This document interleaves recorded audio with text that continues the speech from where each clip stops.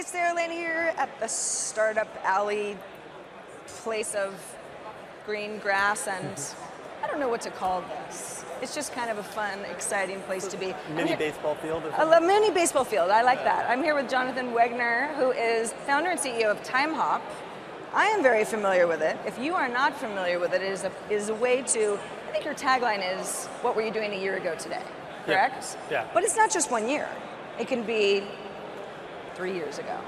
It can be 4 years ago. It all depends on what you were doing 4 years ago and did you use social networks. Yes, it's all about your digital history across the years on this calendar day. So for example, we were talking before this interview started, and I said I fired up Timehop, and it turns out that I was in Vegas 1 year ago with some girlfriends, fun trip, but I just hadn't really thought about that trip. And I might not have thought about it anytime soon again without this app. Why is it so easy for us to forget what we were doing not that long ago? I think we do a lot. Like I like to say that Timehop, with Timehop you've forgotten how much you forgot, and Timehop brings back all the little detail. If you try and remember what you did in 2014, you'll probably come up with 3 or 4 things, but Timehop is all about the little mundane things and all the little breadcrumbs that remind you of the digital breadcrumbs you've left behind that remind you of all the little day-to-day things that make life special. So, Timehop is not the only company in this space. Very often, and I know you're used to this, you get compared to another app that I use called Memoir. Facebook recently launched On This Day, which is very much a Timehop clone. Yeah. How much does the competition eat into your space? A huge company like Facebook is known for doing things like this. They see an app that, as far as Timehop is concerned, you need a Facebook account to log in. So you're dependent on Facebook, and when Facebook launches their own version of what you already created, how much does that scare you, if at all? How much does it what? Scare you. Scare us? In the long term, not at all. I mean, Timehop's mission is to gather all of your digital history, not just what you did on Facebook. And the way we think about digital history is broader than just your photos on Facebook. It's every photo you've ever taken. It's your tweets, it's your Uber rides, it's your Spotify history, it's the things living in your inbox, it's your old text messages. Like it's a lot of it's private, and then Facebook's a part of the public, and public is like a small little bit of your overall digital history. And so Facebook's just one piece of what Timehop pulls in.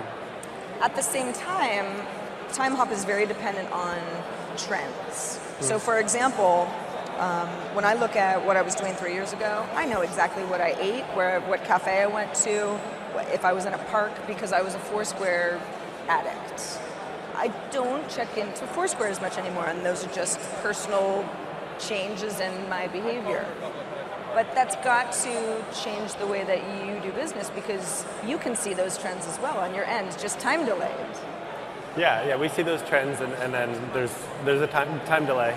It's funny, like one of our most requested features is to add MySpace, because people remember that 5 or 10 years ago they had data on MySpace and they want to see their MySpace stuff.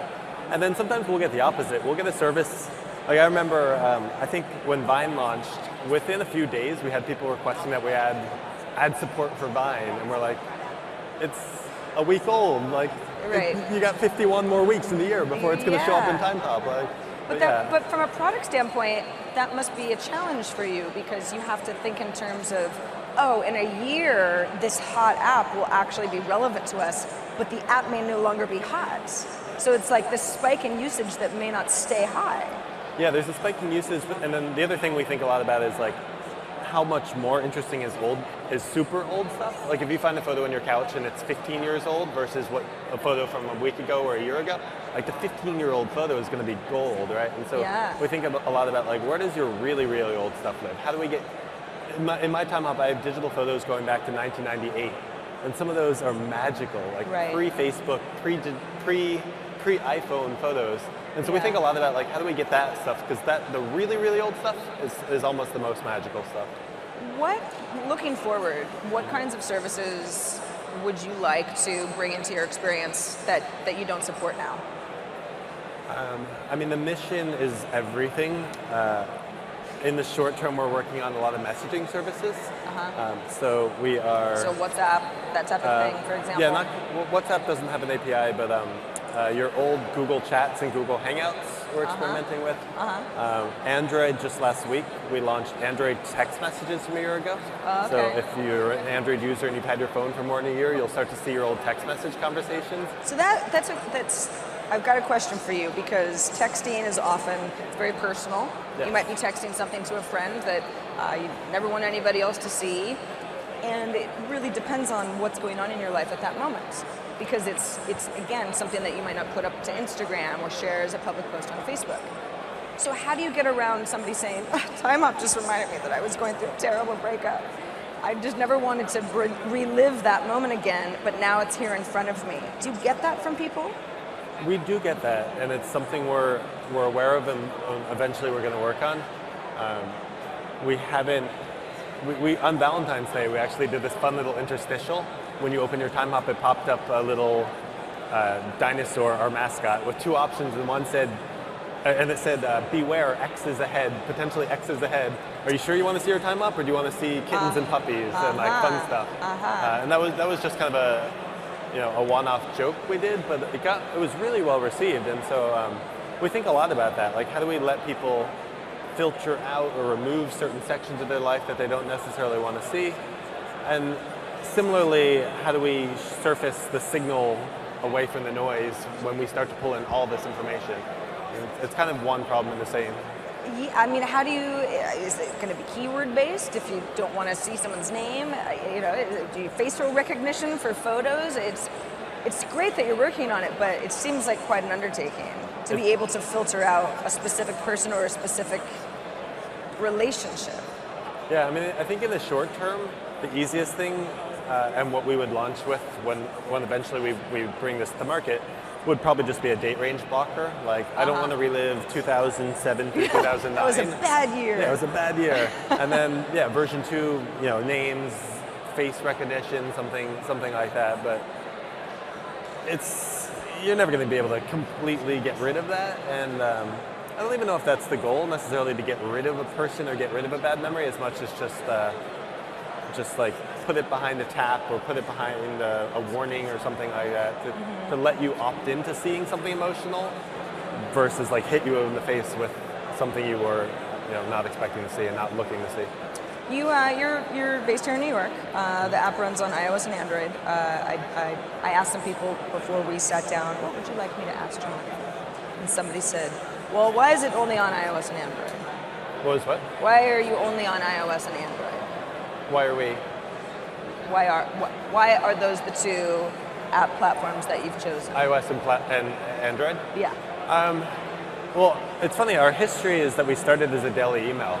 So we started with kind of the most universal thing of all, like email, right? And what we found is like changing from email to mobile meant that people were in a much better position to share out to Facebook, Twitter, but equally important, text message, screenshot and text things to friends, and really talk about the past, because you're holding a phone, and the phone's for talking to people and communicating, right? And so we like that as a medium, and that's also key to our growth. I mean, we have, to give you an example of the scale we're at, we have hundreds of thousands of shares every day to Facebook, and Timehop's content gets seen by over 200 million people a day on Facebook. So we're starting a whole lot of conversations about the past, and the jumping off point for those conversations is naturally a mobile phone, versus something like a picture frame on your wall where it's just kind of like showing you. We like that virality. We like people taking their Timehop content and using it to spread the word of Timehop, but also spark a conversation with someone else. So, last question for you here.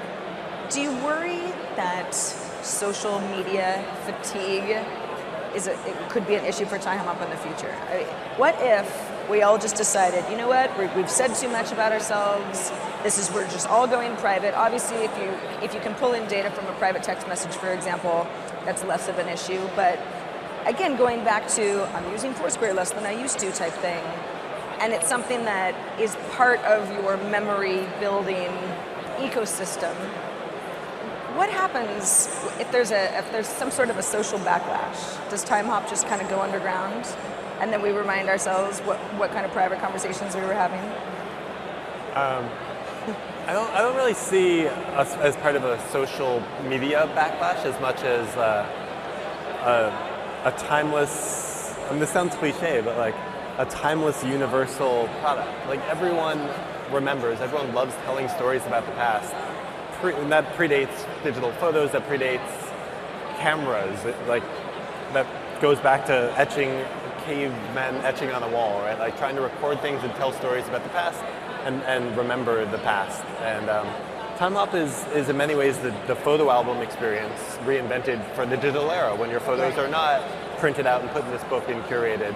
And so I don't think that's I think reminiscing is a timeless universal action that's not going to go away and not really a fad. It's just something that will take different forms as your digital history moves from printed photos into Uber ride histories and Spotify listens and digital photos and tweets and all this, like it splinters into many different forms of memories, but the human need is always going to be there. Well, good luck on the product going forward, and thanks so much for joining us here in Startup Alley. Jonathan Wegener, founder and CEO of Timehop, and thanks to you for joining us as well.